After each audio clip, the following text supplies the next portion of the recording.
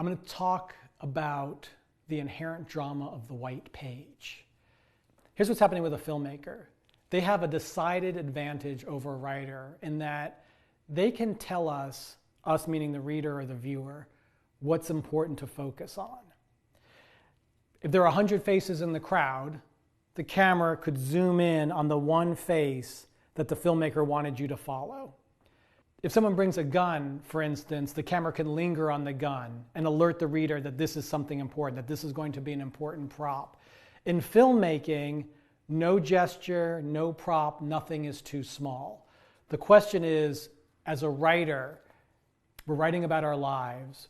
How do we let the reader know that this moment that we're writing about, this moment in time, is the big moment, is a significant moment that we want the reader to focus on more than the other moments that have preceded it? I'm not talking about ignoring what's come before. I'm saying, here is a moment, reader, that I want you to linger on. We don't have a camera. How do we get the reader to linger? Or think about some of the most famous movie music in the world. This is where the filmmaker can let you know that what is happening on screen is essential, or something essential is about to happen.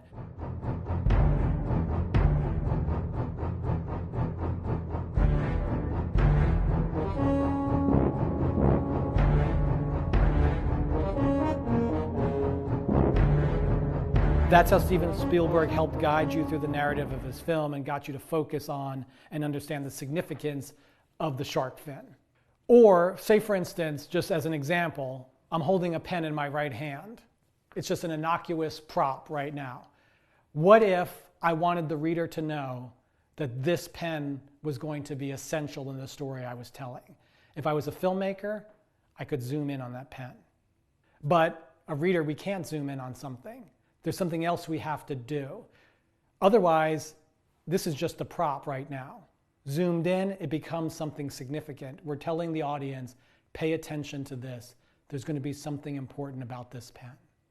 What does the writer do? We don't have the camera. How are we going to alert the reader that something's important? Take a look at this simple sentence. But then she went back home to see her real patients. What can we do with this to alert the reader that out of everything that's on the page, this is an important thing to pay attention to? Well, we could add words.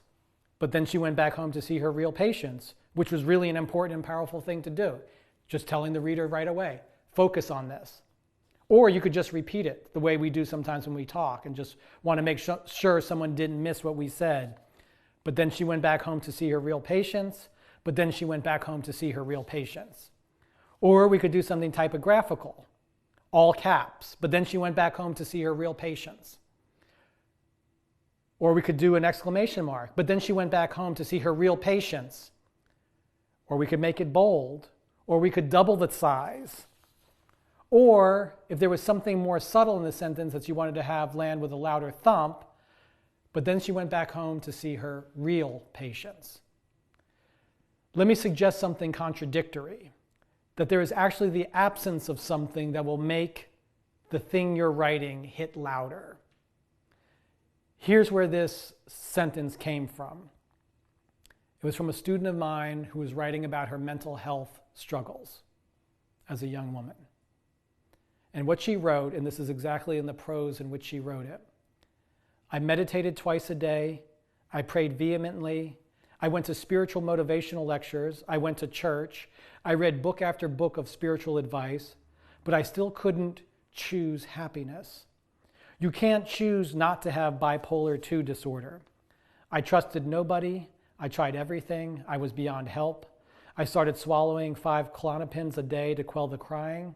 I started drafting suicide notes in my mind and then on paper. I spent several nights on my bathroom floor with the bottle of Klonopin in my right pale, bony hand and a bottle of silver Jose Cuervo in my left, tears streaming down my gaunt face, halfway to a full attempt, but I couldn't finish. My mom was in Boston for a psychoanalytic conference. I called her. I felt terrified of myself. She brought me to a therapist. Can you keep yourself safe? I was crying too hard to answer and was sent to the psych ward.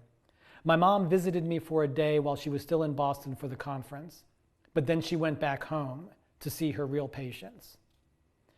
My student opted to follow a poetic structure in the prose where almost every idea is given its own line. She's even broken some sentences right in the middle. This is an experience that she actually lived, and now she's expressing it. And here's what she said about her style of writing, quote, "I fear the reader won't take my pain seriously unless I really highlight it." My suggestion to her was that if everything is important, if everything becomes highlighted, then it begins to lose its impact.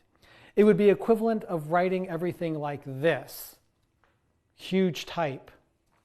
So the first thing I suggest is let's close up all the sentences. Let's just see what happens when it's just one paragraph.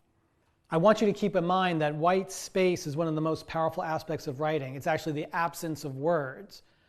But yet, there is one bit of white space that still exists in the piece, and it's at the very, very end.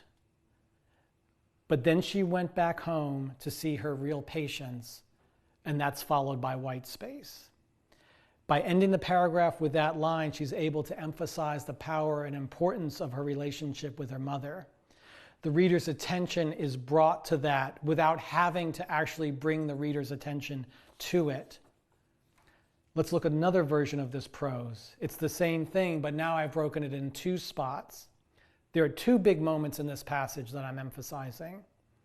The first, that line, "I spent several nights on my bathroom floor with the bottle of Klonopin in my right pale, bony hand and a bottle of silver Jose Cuervo in my left, tears streaming down my gaunt face, halfway to a full attempt, but I couldn't finish." I broke it there. White space follows. We begin the next paragraph. "My mom was in Boston for a psychoanalytic conference," and then we end, "but then she went back home to see her real patients." Another break, more white space. If the author wanted to emphasize her point even more, she could add additional white space in the form of a section break. "Halfway to a full attempt, but I couldn't finish." And now we've given more white space. We're in a way giving more breath to that moment. We're letting the reader understand this is something to focus on without necessarily having to make the type huge, to put an exclamation mark there, to make it bold. I want to go back to what my student said about her stylistic choice to write with almost every sentence having its own line. "I fear the reader won't take my pain seriously unless I really highlight it."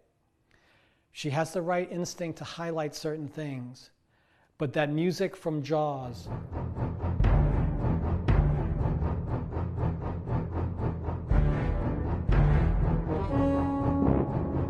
one of the reasons why that music is so powerful is that it is used so sparingly in the film. If the entire movie was that music, the audience would quickly become inured to it. Stick around. Amy Bloom is coming back. We're going to talk a little bit more about some of these things that we've been discussing.